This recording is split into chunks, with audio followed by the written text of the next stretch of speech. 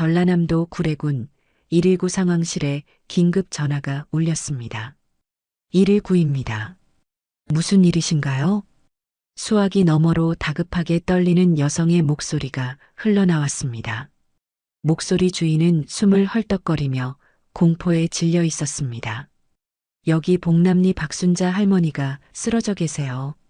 의식이 없어요. 빨리 와주세요. 119 대원은 침착하게 주소를 확인하고 즉시 출동 신호를 보냈습니다. 3분 만에 긴급 사이렌을 울리며 구급차가 좁은 골목길로 들어섰습니다. 지나가던 동네 주민들이 구급차를 보고 걱정스러운 눈빛으로 모여들었습니다. 어머, 박순자 할머니네 집이네. 무슨 일이래? 아까 집으로 뛰어가는 걸 봤는데. 수십 년 동안 같은 동네에서 살아온 이웃들의 걱정 어린 수군거림이 들렸습니다. 구급대원들은 신속하게 장비를 들고 할머니의 집으로 들어갔습니다. 낡은 대문이 열려 있었고 마당에는 전날 내린 폭우의 흔적이 역력했습니다. 119 구급대원입니다. 구급대원들은 다급하게 거실로 들어섰습니다. 그곳에는 박순자 할머니가 바닥에 쓰러져 있었습니다. 할머니의 얼굴은 창백했고 입술은 푸르스름한 빛을 띠고 있었습니다. 선임 구급대원이 재빨리 할머니의 맥박을 짚었습니다. 미약하지만 불규칙한 심장 박동이 느껴졌습니다. 심장마비 증상입니다. 빨리 병원으로 이송해야 합니다. 구급대원들이 신속하게 응급처치를 시작했습니다. 산소 마스크를 씌우고 심전도 측정기를 연결하는 사이 할머니의 눈이 가늘게 떠졌습니다. 그 시선은 혼란스러워 보였지만 곧 강한 의지가 번쩍였습니다. 할머니는 산소 마스크를 통해 희미한 숨을 내쉬며 구급대원의 팔을 놀라울 정도로 강하게 붙잡았습니다. 파출소에 김경희를 불러주세요. 죽기 전에 꼭 만나야 해요. 할머니의 목소리는 가냘팠지만 그 안에 담긴 절박함은 누구라도 느낄 수 있을 정도로 강렬했습니다. 78세의 노인의 손길이라고는 믿기 힘든 힘으로 구급대원의 팔을 붙잡은 할머니의 손가락 관절은 하얗게 변했습니다. 할머니, 지금은 병원부터 가셔야 합니다. 상태가 위급하세요. 구급대원은 부드럽지만 단호한 목소리로 설명했습니다. 그러나 할머니는 고개를 가로저으며 구급대원의 팔을 더 세게 붙잡았습니다. 할머니의 눈에는 눈물이 고였고 그 안에는 40년의 세월이 응축된 간절함이 담겨 있었습니다. 제발, 제발, 김경희. 할머니의 애원에 선임 구급대원은 잠시 동료와 눈빛을 교환했습니다. 짧은 순간이었지만 두 사람 사이에 침묵의 합의가 이루어졌습니다. 어쩌면 이것이 할머니의 마지막 소원일지도 모른다는 직감이 들었습니다. 알겠습니다. 병원으로 가는 동안 연락해 보겠습니다. 구급대원의 말에 할머니의 얼굴에 미세한 안도감이 스쳤습니다. 굳게 담은 입술이 살짝 풀리며 감사의 표정이 어렸습니다. 할머니를 들것에 실으면서 선임 구급대원은 동료에게 고개를 끄덕였고 젊은 구급대원은 곧바로 무전기를 들었습니다. 구급차가 구례 시내의 작은 병원으로 향하는 동안 후배 구급대원은 무전으로 지역 파출소에 연락했습니다. 구례읍 파출소입니다. 무슨 일이신가요? 무전기를 통해 들려오는 목소리에는 경계심과 함께 사명감이 묻어 있었습니다. 시골 파출소 특유의 친근함과 진지함이 공존했습니다. 119 구급대원입니다. 혹시 김경희님이신가요? 저는 당직 순경인데요. 무슨 일로 김경희님을 찾으시는 건가요? 구급대원은 할머니의 상태를 전하며 상황을 설명했습니다. 당직 순경의 목소리가 조금 놀란 듯 들렸습니다. 당직 순경은 옆에 놓인 출동 일지를 확인하며 대답했습니다. 김경희님은 지금 마을 반대편 사고 현장에 출동 중이십니다. 오전에 화개장터 쪽에서 교통사고가 있었거든요. 제가 무전으로 상황 전달해서 가능한 빨리 병원으로 가도록 하겠습니다. 감사합니다. 통화가 끝난 후 구급대원은 할머니를 내려다보았습니다. 산소 마스크 아래로 할머니의 입술이 무언가를 중얼거리는 것 같았습니다. 구급대원은 몸을 낮추어 그 말을 듣고자 했습니다. 드디어 찾았어. 영호야. 할머니의 희미한 목소리에 애틋함이 묻어 있었습니다. 그것은 단순한 환자의 헛소리가 아니었습니다. 긴 세월의 그리움이 응축된 어머니의 간절함이었습니다. 그때였습니다. 혈압이 떨어지고 있습니다. 선임 구급대원의 목소리가 침착했지만 그 안에는 긴박함이 묻어 있었습니다. 모니터 화면의 초록색 선이 불규칙하게 움직이며 심장 박동이 약해지고 있음을 알려주었습니다. 심장 리듬이 불안정합니다. 지금 아트로핀 주입하겠습니다. 할머니의 얼굴은 점점 더 창백해졌고 주름진 손에는 파란 핏줄이 선명하게 드러났습니다. 갑자기 할머니가 미약한 힘으로 산소 마스크를 벗으려 했습니다. 그 움직임은 약했지만 구급대원의 눈에 곧바로 포착되었습니다. 할머니, 마스크 유지하셔야 합니다. 지금 상태가 위급하세요. 구급대원의 다급한 목소리가 차 안을 울렸습니다. 그러나 할머니의 눈빛에는 강한 의지가 깃들어 있었습니다. 그것은 생존 의지라기보다는 무언가를 반드시 전달해야 한다는 절박함이었습니다. 내가 죽으면 김경희에게 집 서랍을 확인해 달라고. 할머니는 말을 이어가는 중간중간 숨을 헐떡였고 애써 의식을 유지하려고 했습니다. 그 모습은 마지막 힘을 다해 무언가를 전하려는 사람의 모습이었습니다. 할머니의 말이 끊기고 모니터의 경고음이 더 날카롭게 울렸습니다. 구급대원들의 얼굴에 긴장감이 서렸습니다. 이대로라면 병원에 도착하기 전에 할머니가 세상을 떠날 수도 있다는 불안감이 차 안을 감쌌습니다. 할머니의 가슴이 힘겹게 오르내리는 사이 젊은 구급대원은 할머니의 손을 조심스럽게 잡았습니다. 그 손길에는 의료인의 사명감을 넘어선 인간적인 따뜻함이 담겨 있었습니다. 네, 꼭 전해드릴게요. 걱정 마세요. 구급대원의 진심 어린 약속에 할머니의 얼굴에 미세한 안도감이 스쳤습니다. 산소 마스크 아래로 가느다란 미소가 어렸습니다.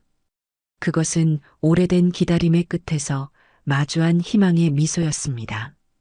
그렇게 구급차는 마지막 희망을 싣고 읍내 유일한 의료기관인 구례보건소를 향해 질주했습니다. 잠시 후 구례보건소 앞에 경찰차 한 대가 급하게 멈춰섰습니다. 차에서 내린 사람은 키가 훤칠한 40대 중반의 남자였습니다. 감색 경찰 제복을 입은 그는 지역 파출소의 김경희였습니다. 그의 얼굴에는 근심 어린 표정이 가득했고 평소의 차분함보다는 급한 마음이 역력했습니다. 그는 경찰차 문을 닫자마자 보건소를 향해 빠르게 걸음을 옮겼습니다. 응급실 접수처에는 중년의 간호사가 앉아 있었습니다. 안녕하세요. 박순자 할머니가 저를 찾으셨다고 들었습니다. 제가 김경희입니다. 김경희의 목소리는 차분했지만 그 안에는 미세한 긴장감이 묻어 있었습니다. 간호사는 고개를 들어 김경희를 바라보았고 곧 주변에 있던 의사에게 눈짓을 보냈습니다. 마침 응급실에서 나오던 젊은 의사가 김경희를 발견하고 다가왔습니다. 김경희님이세요? 할머니께서 계속 찾으셨어요. 의사의 말에 김경희의 눈썹이 살짝 올라갔습니다. 그의 얼굴에는 의아함과 걱정이 뒤섞여 있었습니다. 김경희가 구례읍으로 발령받은 지는 얼마 되지 않았습니다. 박순자 할머니와는 몇 번의 만남뿐이었고요. 그저 동네 경찰과 주민의 관계였을 뿐인데 왜 할머니는 그토록 자신을 찾았을까요? 할머니 건강은 어떻습니까? 김경희의 질문에 의사의 표정이 어두워졌습니다. 그는 안경을 올리며 차분하게 설명했지만 그 목소리에는 무거움이 배어 있었습니다. 할머니 상태가 매우 위급합니다. 지금은 중환자실로 옮겨진 상태고 오늘이 고비가 될 것 같습니다. 의사의 말에 김경희의 얼굴이 굳어졌습니다. 그는 자신도 모르게 한 손으로 제복깃을 만지작거렸습니다. 할머니와 특별한 인연은 없었지만 처음 마주쳤을 때부터 묘하게 눈길을 끌었던 노인이었습니다.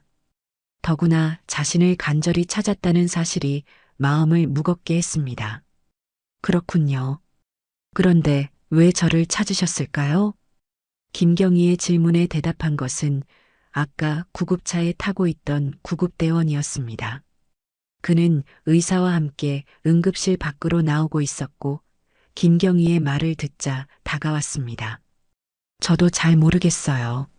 할머니께서 의식이 희미해지면서까지도 죽기 전에 김경희를 봐야 한다. 만약에 내가 죽으면 집 서랍을 확인해 달라는 말씀을 꼭 전해드리라고 하셨어요. 정말 간절해 보이셨습니다.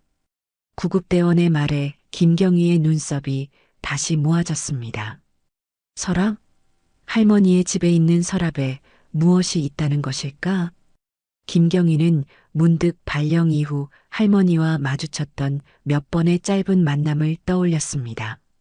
할머니의 눈빛이 김경희를 보는 순간 묘하게 변했고 그 이후로도 두어 번 마주칠 때마다 할머니는 김경희를 유심히 살펴보는 듯한 시선을 보냈습니다. 당시에는 노인의 외로움이라고만 생각했습니다. 하지만 죽음 직전까지 자신을 찾는 모습에 무언가 이상함을 느꼈습니다. 김경희는 결심한 듯 고개를 들었습니다. 눈빛이 달라져 있었습니다. 알겠습니다. 즉시 가보겠습니다. 김경희는 고개를 끄덕이며 감사 인사를 건넸습니다. 출구로 향하는 그의 발걸음은 무겁지만 단단했습니다. 할머니가 그토록 자신을 찾았던 이유와 서랍에 숨겨진 비밀이 무엇일지 그의 가슴은 이상하게 두근거렸습니다. 그는 순찰차에 올라타며 지리산이 내려다 보이는 방향, 할머니의 집을 향해 시동을 걸었습니다. 얼마 지나지 않아 복남리라고 적힌 낡은 안내판이 나타났습니다. 김경희는 마을로 들어서며 속도를 줄였습니다. 도로는 점점 좁아졌고 양옆으로는 1970년대에 지어진 듯한 낡은 주택들이 늘어서 있었습니다. 이윽고 담장에 분홍빛 밭꽃이 피어있는 집이 눈에 들어왔습니다. 박순자 할머니의 집이었습니다. 김경희는 차를 세우고 내렸습니다. 그는 조심스럽게 대문을 밀고 마당으로 들어섰습니다. 그리고 조용히 현관문을 열었습니다. 문이 삐걱거리며 열렸고 조심스럽게 안으로 들어섰습니다. 집안은 조용했습니다. 거실에는 1980년대에 멈춰선 듯한 가구들이 놓여 있었습니다. 낡은 텔레비전, 목재 장롱, 그리고 오래된 수납장이 눈에 들어왔습니다. 마치 세월이 비켜간 것 같은 느낌이었습니다. 김경희의 시선이 거실 한켠에 있는 서랍장으로 향했습니다. 매니 서랍이 열려 있었고 그 안에서 무언가 종이 끝이 삐죽 나와 있었습니다. 그는 천천히 그쪽으로 걸어갔습니다. 오래된 참나무로 만든 서랍장은 윤이 바른 채 수십 년의 시간을 증명하고 있었습니다. 김경희는 조심스럽게 서랍을 더 넓게 열었습니다. 서랍 안에는 낡은 사진첩과 함께 누렇게 변색된 신문과 전단지가 놓여 있었습니다. 김경희는 먼저 신문을 들었습니다. 신문은 1985년 4월 17일자였고 김경희는 그 날짜를 보는 순간 가슴이 묘하게 뛰었습니다. 그는 신문을 조심스럽게 펼쳤습니다. 일면에는 굵은 활자로 옷의 아동시장에서 실종, 가족 애타게 찾아 라는 헤드라인이 적혀 있었습니다. 김경희의 눈이 커졌습니다. 그는 기사를 빠르게 읽어 내려갔습니다. 옷의 남아가 시장에서 실종되었다는 내용이었습니다. 아이의 이름은 박영호였고 실종 당시 파란색 줄무늬 티셔츠와 짙은 청색 반바지를 입고 있었다고 했습니다. 박영호. 김경희가 무의식적으로 그 이름을 읽었을 때 그의 가슴 깊은 곳에서 무언가가 움직이는 듯 했습니다. 그는 서랍을 더 살펴보기 시작했습니다. 다양한 시기에 만들어진 듯한 실종 신고 전단지도 있었습니다. 전단지마다 우리 아들을 찾아주세요라는 절박한 문구가 적혀 있었고 아래에는 할머니의 연락처가 남겨져 있었습니다. 그리고 김경희는 서랍 가장 아래에 있던 두꺼운 사진첩을 꺼냈습니다. 표지에는 우리 영호라고 정성스레 쓰여 있었습니다. 그는 천천히 사진첩을 펼쳤습니다. 갓난 아기 시절부터 점점 성장하는 한 남자아이의 모습이 담겨 있었습니다. 출생 직후의 사진, 100일 사진, 첫돌 사진, 그리고 그 이후로 매 생일마다 찍은 사진들이 순서대로 정리되어 있었습니다. 마지막 페이지를 넘기자 영호 5살, 계곡, 물놀이라고 적힌 사진이 나왔습니다. 웃고 있는 어린 소년의 모습이었습니다. 김경희는 그 사진을 자세히 들여다보았습니다. 갑자기 그의 시선이 사진 속 소년의 가슴 부위에 고정되었습니다. 그곳에는 특이한 모양의 화상 흉터가 선명하게 보였습니다. 잠깐, 김경희의 얼굴이 창백해졌습니다. 그의 손이 떨리기 시작했습니다. 그는 급하게 주변을 둘러보다가 거실 한쪽에 놓인 거울을 발견했습니다. 거울 앞으로 다가가 천천히 자신의 셔츠 버튼을 풀었습니다. 그리고 왼쪽 가슴부터 어깨까지 이어지는 자신의 흉터를 바라보았습니다. 반달 모양으로 시작해 별처럼 퍼져나가는 독특한 화상 흉터였습니다. 그는 어릴 적 그 흉터가 어떻게 생겼는지 기억하지 못했습니다. 고아원에서는 그가 발견될 당시 이미 흉터가 있었다고만 들었습니다. 김경희는 다시 사진으로 돌아와 자신의 흉터와 비교했습니다. 사진 속 어린 소년의 흉터와 자신의 흉터는 완벽하게 일치했습니다. 완전히 똑같아. 그는 숨을 헐떡이며 의자에 털썩 주저앉았습니다. 그의 마음은 혼란스러웠고 온몸이 떨려왔습니다. 그는 다시 사진을 들어 자신의 얼굴과 비교해 보았습니다. 어린 소년의 이목구비와 자신의 모습은 세월의 간극을 뛰어넘어 놀랍도록 닮아 있었습니다. 김경희는 사진첩을 무릎 위에 올려놓고 방안을 둘러보았습니다. 이제 모든 것이 이해되기 시작했습니다. 할머니가 자신을 처음 봤을 때의 그 놀란 눈빛, 그 이후로 자신을 마주칠 때마다 보이던 애틋한 시선, 그리고 마지막 순간에 자신을 찾았던 이유. 그는 눈을 감았고 얼마 전 할머니와 처음 마주쳤던 그날의 기억이 물밀듯이 밀려왔습니다. 봄비가 내리던 4월의 오후, 박순자 할머니는 집 근처 작은 슈퍼마켓에서 장을 보고 있었습니다.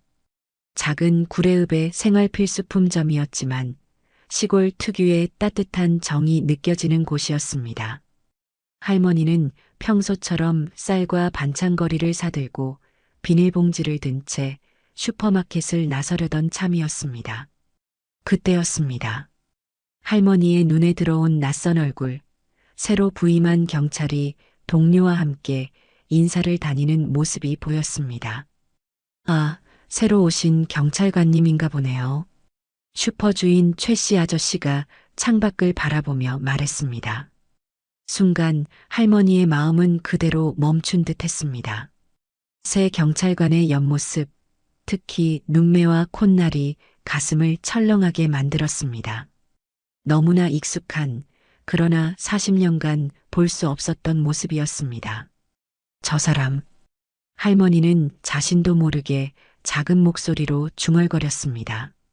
할머니는 지갑을 열어 안쪽 주머니에서 오래된 사진 한 장을 꺼냈습니다. 40년간 매일 지갑에 넣고 다녔던 5살 영호의 사진이었습니다. 비닐로 여러 번 더 씌워져 있었지만 접히고 해진 흔적이 역력했습니다. 할머니는 떨리는 손으로 사진 속 어린아이의 얼굴과 거리의 경찰관을 번갈아 보았습니다. 눈매가, 콧날이 정말 닮았어. 가슴이 뛰었습니다. 40년간 수많은 사람들의 얼굴을 보며 영호와 비슷한 이목구비를 가진 사람들을 찾아왔지만 이렇게 심장이 뛰었던 적은 없었습니다. 할머니는 천천히 깊은 숨을 들이마셨습니다. 그리고 용기를 내어 김경희에게 다가갔습니다. 떨리는 다리로 걸어간 몇 걸음이 40년의 여정보다 더 길게 느껴졌습니다. 저기, 새로 오신 경찰관님 맞으신가요? 할머니의 목소리는 떨렸습니다. 김경희는 돌아보아 할머니를 바라보았습니다. 그 순간 할머니는 더 가까이서 그의 얼굴을 볼 수 있었습니다. 눈매, 콧날, 인매까지 영호를 닮은 얼굴이었습니다. 네, 이번에 처음 발령받았습니다. 김경희라고 합니다. 김경희가 공손하게 인사했습니다. 그의 목소리를 듣자 할머니는 왠지 모를 익숙함을 느꼈습니다. 비록 어린아이의 목소리가 성인의 목소리로 바뀌었지만 그 안에 담긴 특유의 음색은 할머니의 가슴을 울렸습니다. 실례지만 혹시 나이가 어떻게 되세요? 할머니의 사적인 질문에 김경희는 잠시 의아한 표정을 지었지만 곧 친절하게 대답했습니다. 올해로 45살입니다. 그 대답을 들은 할머니의 눈이 커졌습니다. 45살. 실종된 영호가 살아있다면 그 나이였습니다. 할머니는 잠시 말을 잇지 못했습니다. 숨이 가빠지고 심장이 빠르게 뛰었습니다. 혹시 어디서 자라셨나요? 김경희는 처음 만난 노인의 질문이 다소 사적이라고 느꼈을 수도 있었지만 나이 드신 분의 친근한 관심으로 받아들이며 자연스럽게 대답했습니다. 사실 저는 고아원에서 자랐습니다. 제 기록에 따르면 5살 무렵에 어떤 시장 근처에서 발견되었다고 하더군요. 할머니의 심장이 더 빠르게 뛰기 시작했습니다. 손에 들고 있던 장바구니가 흔들렸고 다리가 후들거렸습니다. 40년의 시간이 한순간에 무너지는 듯 했습니다. 김경희는 시계를 확인하고 정중하게 인사를 건넸습니다. 죄송합니다만 일이 있어서 이만 가봐야 할 것 같습니다. 다음에 뵙겠습니다. 혹시 도움이 필요하시면 파출소로 오세요. 김경희가 가벼운 목례와 함께 자리를 떠났습니다. 할머니는 그대로 서서 멀어지는 그의 뒷모습을 바라보았습니다. 봄비가 내리는 거리에서 할머니의 눈에서는 빗물보다 더 뜨거운 눈물이 흘러내렸습니다. 저 경찰, 우리 영호일 수 있어. 할머니는 떨리는 목소리로 중얼거렸습니다. 그리고 그 말과 함께 40년간 한 번도 꺼지지 않았던 희망의 불씨가 다시 활활 타오르기 시작했습니다. 그날 저녁 할머니는 흔들리는 다리로 집에 돌아왔습니다. 현관문을 닫는 순간부터 그녀의 손은 멈추지 않고 계속 떨렸습니다. 할머니는 거실 구석의 오래된 수납장으로 다가갔습니다. 가장 위에 있는 서랍을 열자 빛바랜 사진첩들이 가지런히 놓여 있었습니다. 할머니는 떨리는 손가락으로 한 장 한 장 넘기며 아들의 성장 과정을 따라갔습니다. 그 사진들 중에 가장 선명한 사진을 빼서 탁자 위에 올려놓았습니다. 그리고 오늘 만난 김경희의 얼굴을 떠올렸습니다. 눈매가 똑같아. 할머니는 사진 속 영호의 눈을 가리키며 중얼거렸습니다. 그리고 독특한 모양의 콧날, 웃을 때 오른쪽이 더 올라가는 입술의 모양까지 마치 시간을 건너뛰어 성장한 모습을 보는 것 같았습니다. 할머니의 심장은 쿵쾅거렸습니다. 하지만 이내 고민이 생겼습니다. 어떻게 더 물어봐야 할까? 갑자기 혹시 당신이 내 아들 아닌가요? 라고 할 수는 없잖아. 할머니는 탁자에 펼쳐진 사진들을 바라보며 생각에 잠겼습니다. 그렇게 수많은 고민으로 잠을 이루지 못한 채 할머니는 새벽녘에야 겨우 눈을 감았습니다. 그리고 다음 날 아침 창밖으로 보니 하늘이 어두워지며 빗방울이 떨어지기 시작했습니다. 라디오에서는 지리산 인근 지역에 호우경보가 내려졌다는 소식이 흘러나왔습니다. 구례읍에도 비상 대비를 하라는 안내 방송이 울렸습니다. 비가 오는구나. 할머니는 창밖을 바라보며 중얼거렸습니다. 잠시 후 마을 방송이 울렸습니다. 주민 여러분, 현재 복남천의 수위가 위험 수준에 도달했습니다. 하천 주변 주민들은 즉시 마을회관이나 학교 체육관으로 대피해 주시기 바랍니다. 반복합니다. 할머니는 그 방송을 듣고 걱정되기 시작했습니다. 할머니의 집은 복남천과 가까웠기 때문입니다. 그때였습니다. 현관문을 누군가 급하게 두드리는 소리가 들렸습니다.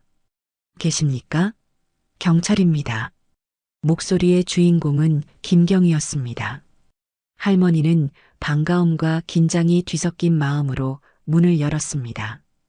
김경이는 비에 흠뻑 젖은 채 서 있었습니다. 할머니, 빨리 대피해야 합니다. 복남천 제방이 위험한 상태입니다. 지금 주변의 모든 주민들이 학교 체육관으로 대피하고 있어요. 김경희의 목소리는 차분했지만 긴박함이 묻어 있었습니다. 할머니는 그를 바라보며 마음속으로 기도했습니다. 제발 이번에는 진짜일 거야.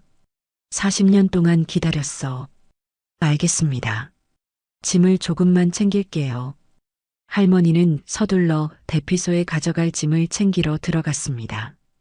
그 순간 갑자기 우르릉 쾅 천둥 소리와 함께 집 뒤편에서 요란한 소리가 들렸습니다.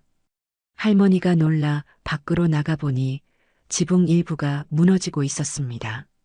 그리고 더 심각한 문제는 집 뒤편의 작은 개울이 이미 범람하여 마당으로 물이 밀려들고 있다는 것이었습니다.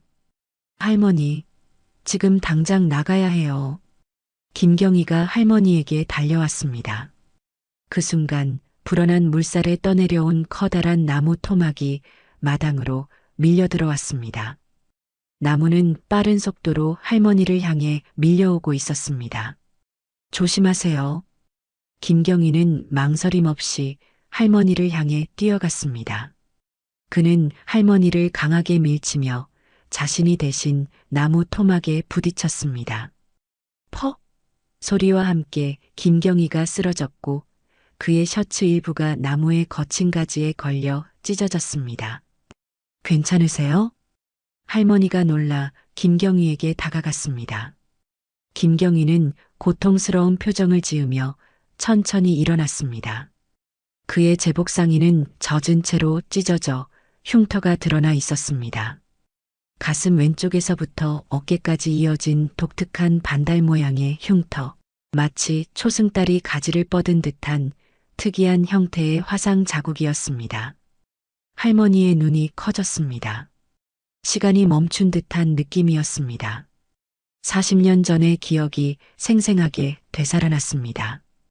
4살이던 영호가 부엌에서 끓는 물주전자를 만지다가 쏟아 화상을 입던 그날, 병원에 실려가 치료받던 그 상처의 모양, 완벽하게 일치했습니다.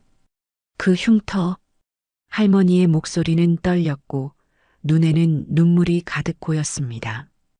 김경희는 할머니의 시선을 따라 자신의 가슴을 내려다보았습니다. 괜찮습니다. 옛날에 생긴 상처예요. 김경희는 당황한 듯 서둘러 찢어진 셔츠를 여미려 했습니다. 그의 표정에는 의아함이 서려 있었습니다. 위급한 상황에서 왜 할머니가 자신의 흉터에 그토록 관심을 보이는지 이해할 수 없었습니다. 할머니는 갑자기 결심한 듯 집 안쪽을 향해 걸음을 옮겼습니다. 쓰러진 장식장 쪽을 바라보며 서랍을 뒤지려 했습니다. 잠깐만요. 당신에게 보여줄 게 있어요. 할머니의 모든 감각은 흐려졌습니다. 비가 내리는 소리도 물이 불어나는 소리도 들리지 않았습니다. 그저 40년 만에 찾은 아들 앞에 서 있다는 사실만이 그녀의 마음을 가득 채웠습니다. 할머니, 지금은 안 됩니다. 물이 계속 불어나고 있어요. 김경희의 다급한 외침도 들리지 않는 듯 할머니는 서랍으로 다가갔습니다. 그러나 그 순간 집 측면에서 요란한 소리와 함께 담장이 무너지고 물이 거세게 집 안으로 밀려들었습니다. 물살은 생각보다 훨씬 빨랐고 강했습니다. 이대로는 둘 다 위험합니다. 지금 당장 나가야 해요. 김경희는 할머니의 팔을 꽉 잡았습니다. 그의 눈빛에는 단호함이 서려 있었습니다. 생명이 위험해요, 할머니. 지금 당장 나가야 합니다. 김경희의 간절한 외침에 할머니는 마지못해 고개를 끄덕였습니다. 물은 이미 발목까지 차올라 있었고 계속해서 높아지고 있었습니다. 두 사람은 급히 집을 빠져나와 마을 높은 곳에 위치한 학교 체육관을 향해 걸음을 옮겼습니다. 김경희는 할머니를 안전한 지점까지 데려다 준 뒤 또다시 현장으로 떠났습니다. 비에 젖은 길을 걸으며 할머니는 마음속으로 다짐했습니다. 물이 빠지면 바로 집에 돌아가 서랍에서 영호 사진을 들고 김경희를 찾아갈 거야. 확실해. 그 흉터는 절대 우연일 수 없어. 할머니의 눈에는 눈물이 가득했지만 그 눈물은 비에 섞여 아무도 알아차리지 못했습니다. 다음 날 아침 비가 그치고 맑은 하늘이 모습을 드러냈습니다. 복남천의 물은 아직 높은 수위를 유지하고 있었지만 더 이상 불어나지는 않았습니다. 구례읍 체육관에서는 주민들이 하나둘 집으로 돌아가기 시작했습니다. 읍내 방송에서는 수위가 안정되었으니 주민들은 조심스럽게 귀가해도 좋다는 안내가 나왔습니다. 박순자 할머니는 그 소식을 듣자마자 자리에서 일어났습니다. 밤새 잠을 이루지 못한 탓에 얼굴은 피곤해 보였지만 눈빛만은 40년 만에 보는 희망으로 빛났습니다. 그녀는 서둘러 보따리를 챙겨 나섰습니다. 김경희를 찾고 싶었지만 그는 다른 구역으로 파견되었다고 했습니다. 괜찮아. 파출소로 찾아가면 돼. 할머니는 중얼거리며 체육관을 빠져나와 집으로 향했습니다. 마을 곳곳에는 폭우의 흔적이 남아 있었습니다. 도로에는 진흙이 쌓여 있었고 처마 밑으로는 물이 뚝뚝 떨어지고 있었습니다. 가게들은 문을 열지 않았고 주민들은 집 앞 물을 퍼내기에 바빴습니다. 할머니는 자신의 집으로 서둘러 걸음을 옮겼습니다. 그리고 자신이 할 수 있는 최대한의 힘으로 뛰기 시작했습니다. 숨이 차고 몸이 아팠지만 멈출 수 없었습니다. 집 근처에 다다르자 이웃들이 그녀를 발견하고 반갑게 인사를 건넸습니다. 할머니, 괜찮으셨어요? 집이 좀 물에 잠겼다던데. 할머니는 이웃의 인사도 무한 채 자신의 집으로 뛰어들어갔습니다. 대문을 열자 마당에는 폭우의 흔적이 역력했습니다. 그러나 할머니의 관심은 오직 집 안 서랍에 있는 사진첩뿐이었습니다. 드디어 찾았어. 할머니는 울먹이며 기쁜 목소리로 외쳤습니다. 40년간의 기다림이 현실이 되는 순간이었습니다. 그녀는 떨리는 다리로 서랍으로 다가갔습니다. 젖은 바닥 위로 물방울 자국이 이어졌습니다. 할머니는 떨리는 손으로 장식장 서랍을 열었습니다. 물이 들어왔던 탓에 서랍이 부풀어 잘 열리지 않았지만 그녀는 힘을 주어 당겼습니다. 마침내 서랍이 열렸고 그 안에는 다행히 비닐로 잘 싸놓은 사진첩들이 무사히 보존되어 있었습니다. 영호야, 이제 엄마가 너를 찾았어. 사진첩을 꺼내려는 그 순간 갑자기 가슴이 조여오는 듯한 통증이 할머니를 덮쳤습니다. 마치 누군가가 가슴을 강하게 누르는 듯한 압박감이었습니다. 아! 할머니는 통증에 가슴을 움켜쥐며 신음했습니다. 숨이 제대로 쉬어지지 않았고 온몸에 식은땀이 흘렀습니다. 그녀는 바닥에 무릎을 꿇고 서랍에서 사진첩을 꺼내려 손을 뻗었습니다. 그러나 팔에 힘이 빠지기 시작했습니다. 안 돼. 지금은. 곧 그녀의 시야가 흐려지기 시작했고 팔에서 힘이 빠져나갔습니다. 그리고 이내 할머니는 바닥으로 쓰러졌습니다. 순간 창문 너머로 이웃 주민 김 씨가 할머니가 쓰러지는 모습을 목격했습니다. 그녀는 할머니의 집이 괜찮은지 확인하러 온 참이었습니다. 할머니. 김 씨는 급히 대문을 열고 할머니의 집으로 달려갔습니다. 김 씨는 바닥에 쓰러진 할머니의 어깨를 흔들었지만 할머니는 의식이 희미한 상태였습니다. 즉시 휴대폰을 꺼내 119에 전화를 걸었습니다. 불과 몇 분 후 긴급 사이렌을 울리며 구급차가 도착했습니다.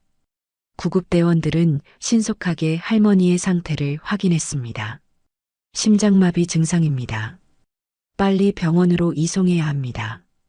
구급대원들이 할머니를 들것에 옮기는 동안 할머니의 의식이 잠시 돌아왔습니다. 그녀는 흐릿한 시야로 구급대원을 바라보았고 떨리는 손으로 그의 팔을 붙잡았습니다. 파출소에 김경희를 불러주세요.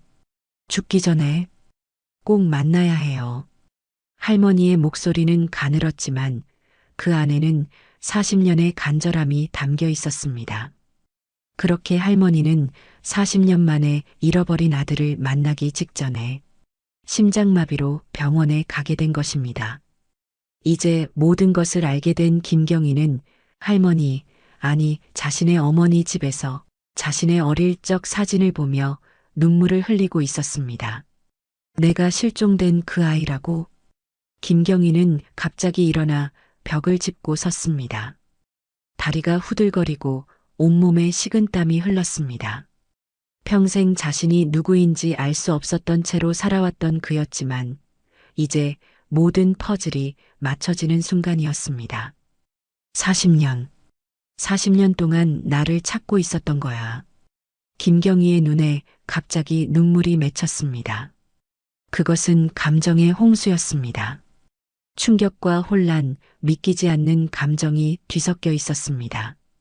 그는 고아원에서 자라며 언제나 자신의 부모가 왜 자신을 버렸는지 궁금해했습니다.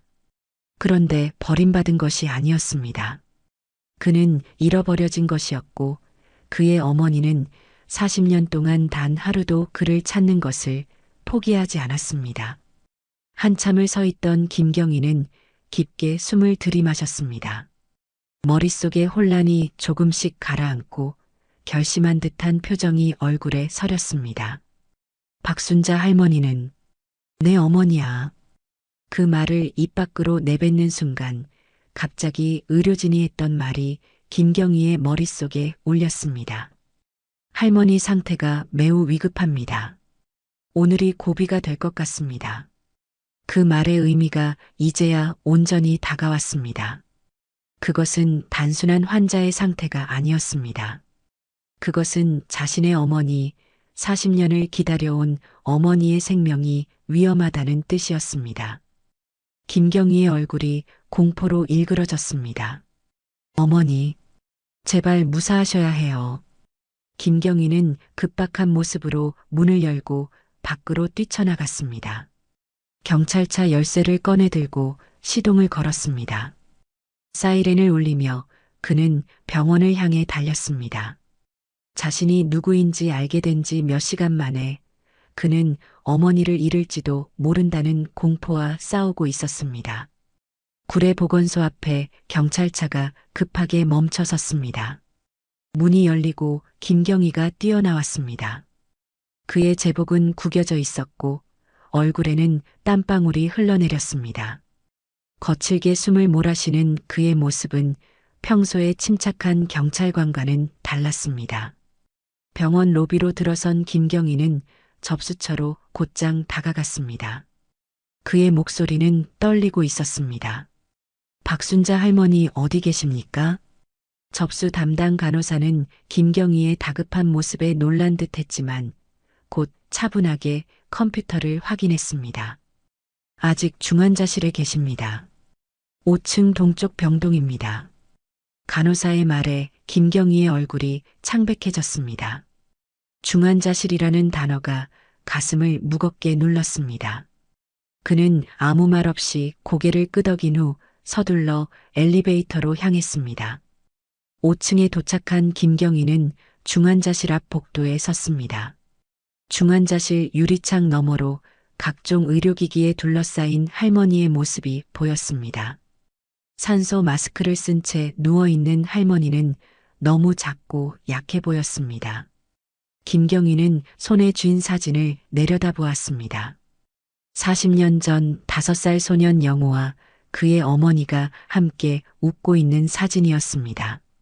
그의 눈에서 뜨거운 눈물이 흘러내렸지만 그는 필사적으로 참으려 했습니다. 담당 의사가 차트를 들고 중환자실에서 나오는 것을 본 김경희는 급히 다가갔습니다. 선생님, 잠시만요. 의사는 걸음을 멈추고 김경희를 바라보았습니다. 경찰 제복을 입은 사람이 눈물을 글썽이며 서 있는 모습에 의아한 표정이었습니다. 제가 그분의 아들입니다. 보게 해주세요. 김경희의 목소리가 갈라졌습니다. 의사의 눈이 커졌습니다. 아들이요? 박순자 할머니? 의사의 놀란 표정은 이해할 만했습니다. 박순자 할머니는 혼자 살고 있었고 어렴풋이 아들이 실종됐다는 이야기를 들었기 때문입니다. 그리고 지금 경찰관이 자신이 그 아들이라고 주장하고 있었습니다. 김경희는 떨리는 손으로 사진을 내밀었습니다. 이 사진 속 아이가 저입니다. 의사는 사진을 자세히 살펴보았습니다. 그러나 곧 그의 표정이 안타까움으로 바뀌었습니다. 유감스럽지만 지금은 상태가 매우 위중해 면회가 불가능합니다. 심장 기능이 계속 약화되고 있어요. 안정될 때까지 기다리셔야 합니다. 의사의 말에 김경희의 어깨가 축 처졌습니다. 그의 눈에서 참았던 눈물이 흘러내렸습니다. 40년 만에 찾았는데 제발. 그의 목소리에는 간절함과 절박함이 묻어 있었습니다. 40년을 기다린 어머니, 그리고 이제야 자신의 정체를 알게 된 아들. 그 재회가 이렇게 끝날 수는 없었습니다. 의사는 김경희의 어깨를 가만히 짚었습니다. 그의 눈빛에는 연민과 안타까움이 담겨 있었습니다. 최선을 다하고 있습니다. 조금만 기다려주세요. 할머니의 상태가 조금이라도 안정되면 짧게 면회를 허락해드리겠습니다. 김경희는 고개를 끄덕였지만 그의 눈빛에는 여전히 불안과 초조함이 가득했습니다. 그는 중환자실 유리창 앞에 서서 어머니의 모습을 바라보았습니다. 40년의 세월을 건너 드디어 만났지만 가까이 갈 수 없는 아이러니한 상황이었습니다. 어머니, 제가 영호예요. 유리창에 이마를 기대며 김경희는 작게 속삭였습니다. 그 말이 유리창을 통과해 어머니에게 닿기를, 그래서 어머니가 조금이라도 힘을 내기를 간절히 바랐습니다. 중환자실 복도는 병원 특유의 소독약 냄새와 형광등 불빛으로 가득했습니다. 김경희는 복도 의자에 무거운 몸을 기대고 앉아 있었습니다. 그의 손에는 낡은 사진첩이 들려 있었고 그 안에는 40년 전의 기억들이 고스란히 담겨 있었습니다. 그때였습니다.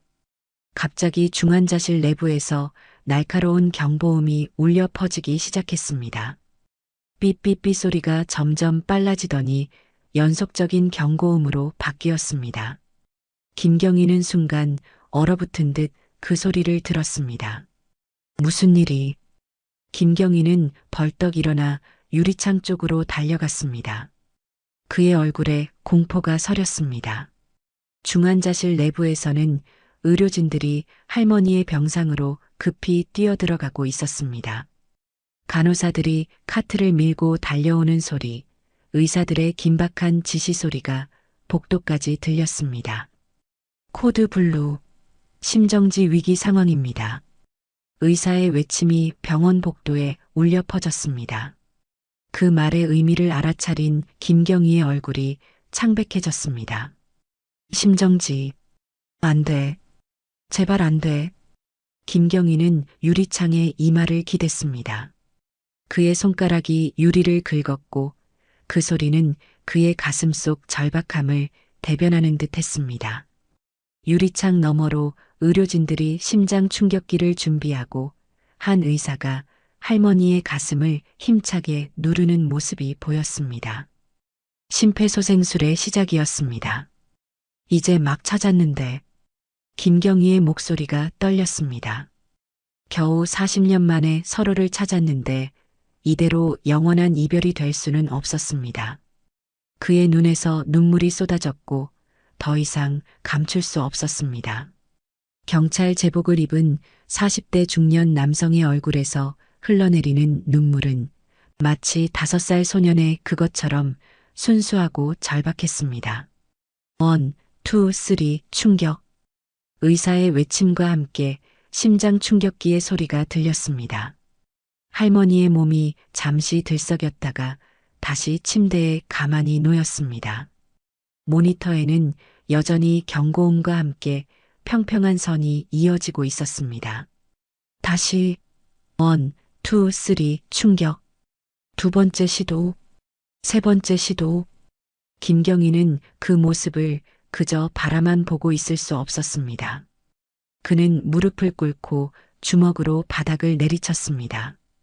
그것은 무력감의 표현이었고 인생의 불공정함에 대한 항의였습니다. 그들의 이야기는 이렇게 끝나기엔 너무 잔인했습니다. 제발 사셔야 해요. 김경희의 간절한 기도가 복도에 울렸습니다. 그렇게 중환자실 내부의 긴박함은 한참 동안 이어졌습니다.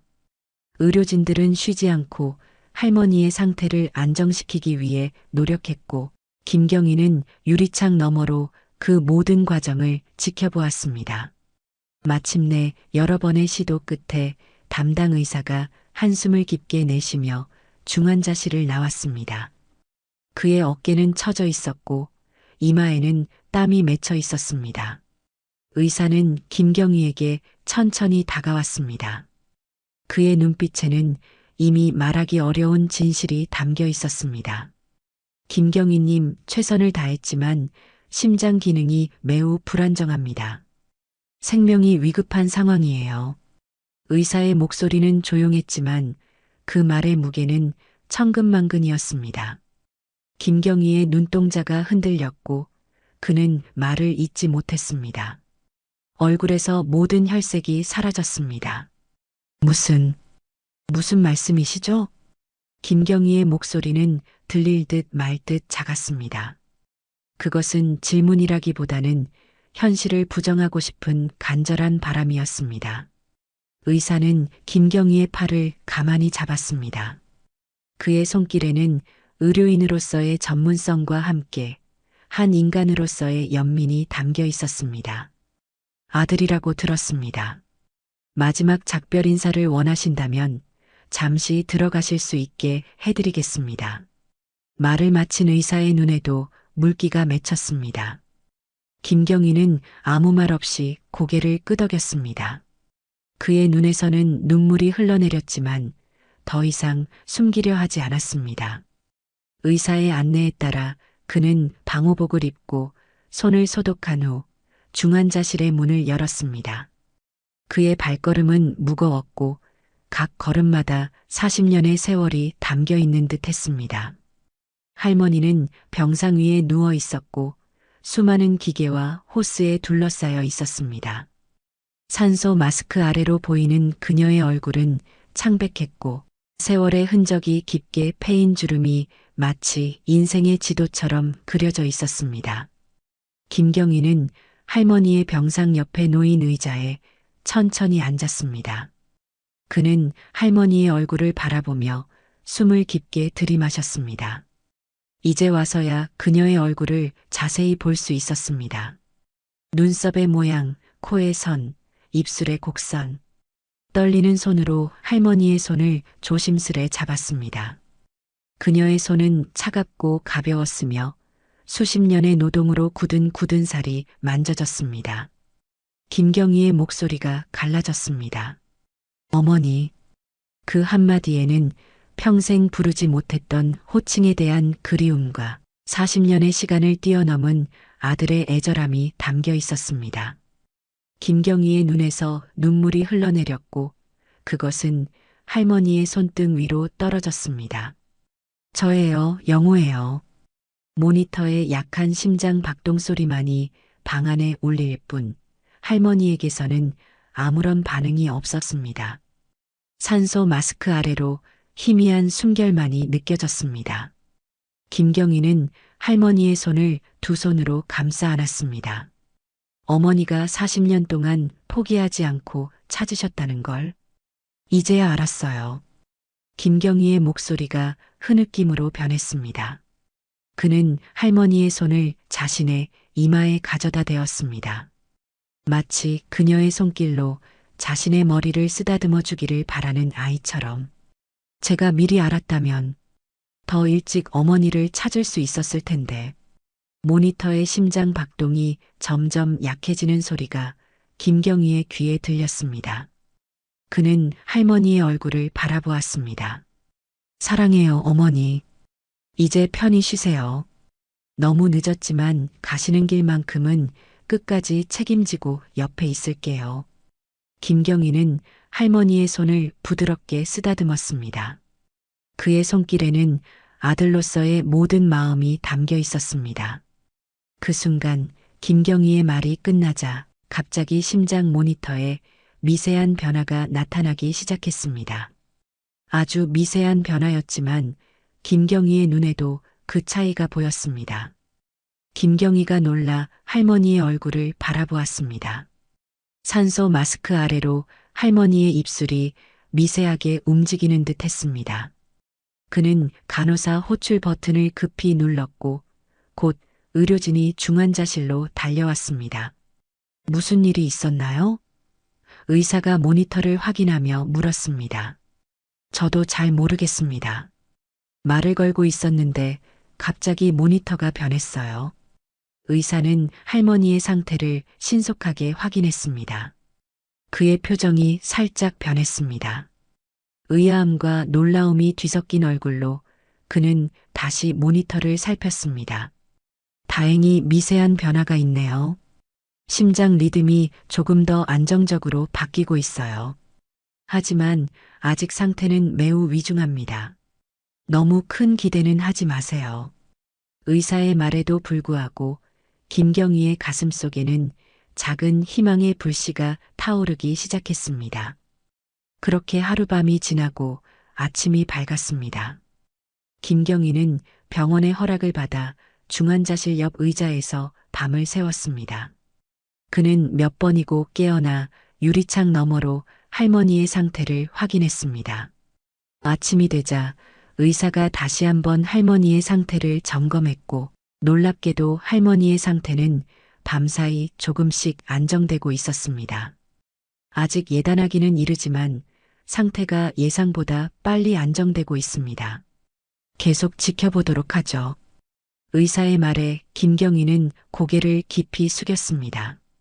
그것은 감사의 표현이었고 40년간 포기하지 않았던 어머니의 강인함에 대한 경애였습니다.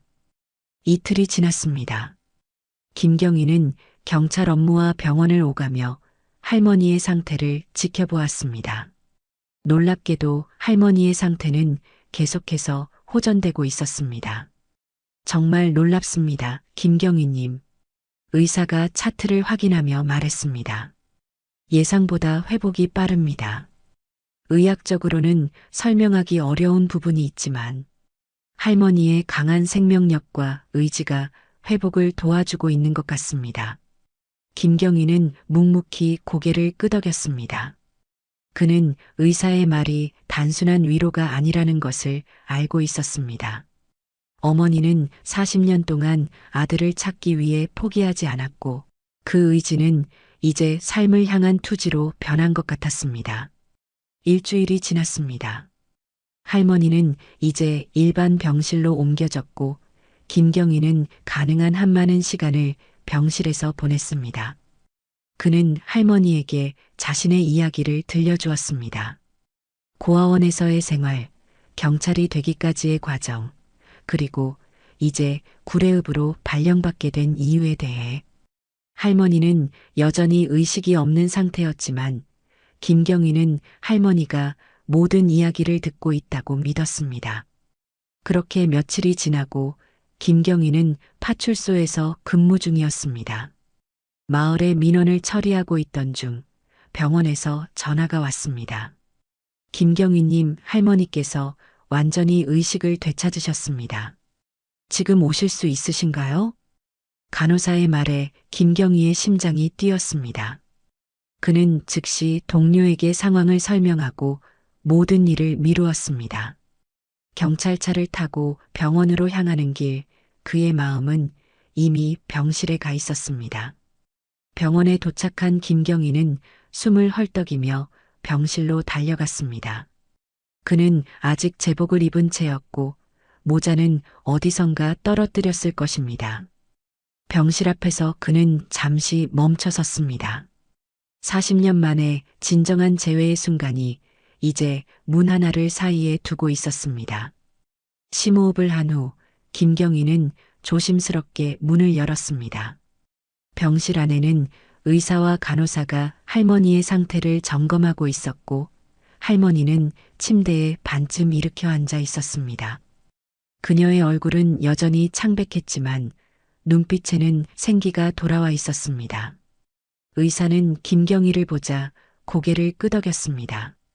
들어오세요. 할머니의 의식이 완전히 돌아오셨습니다. 조금씩 대화도 가능하세요.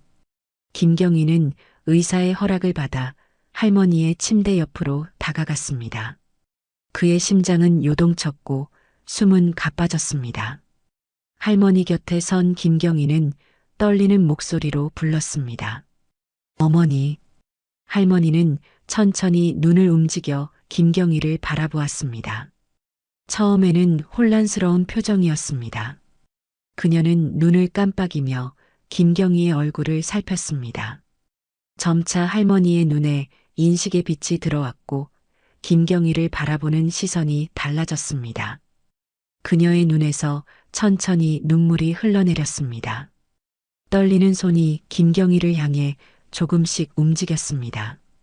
그것은 40년 동안 간직해온 꿈이 현실이 되는 순간이었습니다.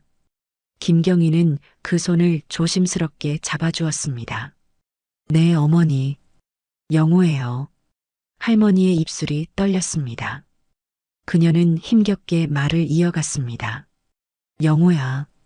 그 한마디에 담긴 40년의 그리움이 병실 안에 울려 퍼졌습니다.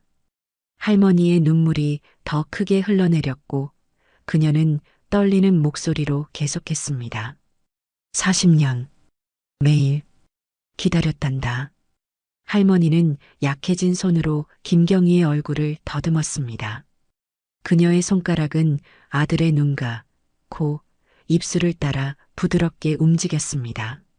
마치 사진 속에서만 보아온 아들의 얼굴을 확인하는 듯 했습니다. 내 얼굴 잊지 않으려고 매일 사진을 보았어. 할머니의 목소리는 약했지만 그 안에 담긴 모성애는 40년의 세월을 뛰어넘어 강렬했습니다. 그녀는 숨을 고르며 계속 말을 이었습니다. 포기하라는 말, 미쳤다는 말, 다 들었지만 엄마는 알았어. 내가 살아있다는 걸. 김경희도 할머니의 손을 꼭 쥐며 눈물을 흘렸습니다. 그것은 더 이상 경찰관의 눈물이 아니었습니다. 40년 만에 어머니를 찾은 아들의 눈물이었습니다. 할머니의 입가에 미소가 번졌습니다. 그것은 40년 동안의 슬픔을 씻어내는 미소였습니다. 이제 더는 찾지 않아도 되는구나. 그 말에 김경희는 더욱 굳게 할머니의 손을 잡았습니다. 네, 어머니. 이제 더는 찾지 않으셔도 돼요. 제가 여기 있어요. 영원히 어머니 곁에 있을게요. 방 안에 있던 의료진들도 이 감동적인 재회의 순간을 지켜보며 눈시울을 붉혔습니다. 간호사는 몰래 눈물을 닦았고 의사는 깊은 숨을 내쉬었습니다. 나중에 복도에서 김경희와 마주친 의사는 그의 어깨를 가볍게 두드리며 말했습니다. 이런 회복은 의학적으로 기적에 가깝습니다. 어머님의 강한 의지와 당신을 만나려는 소망이 이루어진 거겠죠. 의학보다 더 강한 것이 있다면 그것은 사랑과 의지일 겁니다. 의사의 말에 김경희는 깊이 고개를 숙였습니다. 그의 가슴에는 감사함이 가득했습니다. 40년의 기다림과 찾음이 마침내 결실을 맺은 순간 그는 비로소 자신의 뿌리를 찾았습니다. 어느 초여름의 따스한 햇살이 구례읍 복남리의 작은 마을을 비추고 있었습니다. 박순자 할머니의 집 마당에는 진달래와 철쭉이 활짝 피어 예쁜 색깔로 담장을 장식하고 있었습니다. 집 앞 작은 텃밭에는 새로 심은 상추와 고추 모종이 싱그럽게 자라고 있었고 오래된 감나무 아래에는 평상이 놓여 있었습니다. 할머니가 퇴원한 지 2주가 지난 토요일 오후 김경희는 제복 대신 깔끔한 캐주얼 차림으로 할머니 집을 방문했습니다. 그의 손에는 서류 봉투와 함께 정성스럽게 포장된 선물 상자가 들려 있었습니다. 그는 문을 노크하기 전에 잠시 멈춰서서 깊은 숨을 들이마셨습니다. 지난 몇 주간 그의 인생은 완전히 바뀌었습니다. 40년간 알지 못했던 자신의 정체성과 가족을 찾았고 이제 새로운 시작을 앞두고 있었습니다. 영호야, 들어오렴. 할머니의 부드러운 목소리가 문 너머로 들렸습니다. 아직도 영호라는 이름이 낯설게 느껴졌지만 김경희는 미소를 지으며 문을 열고 들어섰습니다. 할머니는 부엌에서 무언가를 준비하고 있었고 집 안에는 따뜻한 식사 냄새가 가득했습니다. 어머니, 안녕하세요. 김경희는 신발을 벗고 거실로 들어섰습니다. 할머니는 손을 닦으며 나왔고 그녀의 얼굴에는 밝은 미소가 어려 있었습니다. 병원에서의 위태로운 모습은 온데간데였고 생기가 돌아온 얼굴이었습니다. 그녀의 눈빛에는 40년의 슬픔 대신 행복이 가득했습니다. 김경희는 테이블 위에 서류 봉투를 올려놓았습니다. 어머니, 법원에 신청서를 제출했습니다. 조만간 제가 공식적으로 박영호가 될 거예요. 할머니의 눈에 눈물이 맺혔습니다. 그녀는 감격에 찬 표정으로 김경희를 바라보았습니다. 내가 내 아들인 건 처음 봤을 때부터 알았단다. 내 심장이 알았어. 40년이 지났어도 엄마는 자기 아이를 알아보는 법이야. 김경희는 미소 지으며 할머니의 손을 조심스럽게 잡았습니다. 저를 찾아주셔서 감사해요, 어머니. 박순자 할머니는 아들을 꼭 안아주었습니다. 그녀의 작은 몸은 떨리고 있었지만 그 품은 따뜻하고 단단했습니다. 정말 꿈만 같구나. 내 아들 영호. 이제 꿈에서도 더 이상 너를 찾지 않아도 되겠구나. 두 사람은 한참 동안 아무 말 없이 서로를 아는 채로 있었습니다. 그 순간 문 밖에서 소란스러운 소리가 들렸습니다.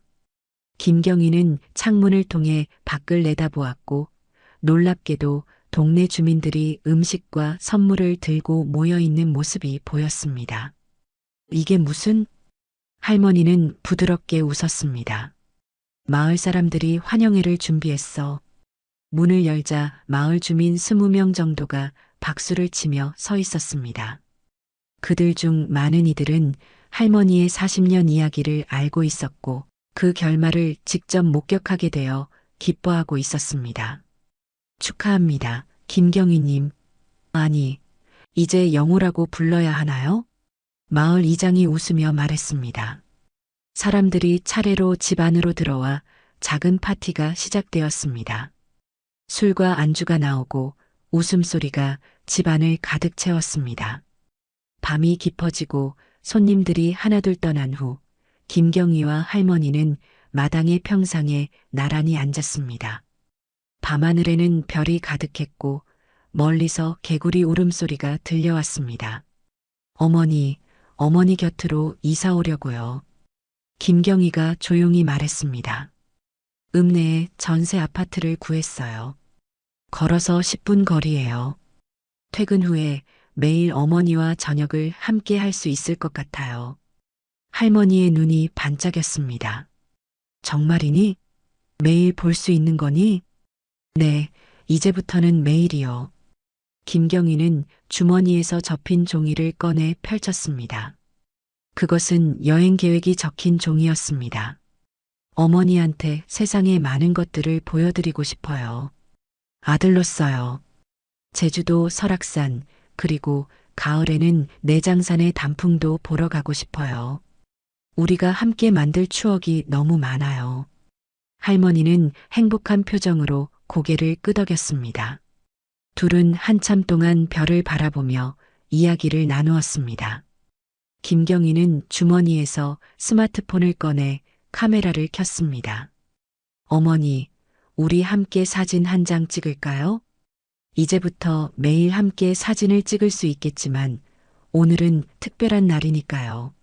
할머니는 긴장한 듯 했지만 기꺼이 고개를 끄덕였습니다.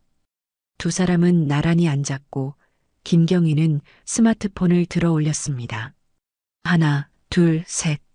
카메라 플래시가 터지고 화면에는 행복하게 웃고 있는 모자의 모습이 담겼습니다. 김경희는 사진을 확인한 후 할머니에게 보여주었습니다. 이제부터는 따로가 아닌 함께인 우리의 새로운 시작입니다, 어머니. 할머니의 얼굴에 행복한 미소가 번졌습니다. 그녀는 아들의 손을 꼭 잡았고 두 사람의 시선은 밤하늘의 별들을 향했습니다. 40년의 기다림 끝에 찾은 서로, 이제 그들 앞에는 함께할 수 있는 새로운 시간이 펼쳐져 있었습니다. 실종 아동을 찾는 데에는 결코 너무 늦은 때란 없습니다. 포기하지 마세요. 당신의 아이는 어딘가에서 여전히 당신을 기다리고 있을지도 모릅니다. 세상의 모든 실종된 아이를 찾고 있는 부모에게 꼭 이 말을 하고 싶었습니다. 지금까지 저의 이야기를 들어주셔서 감사합니다.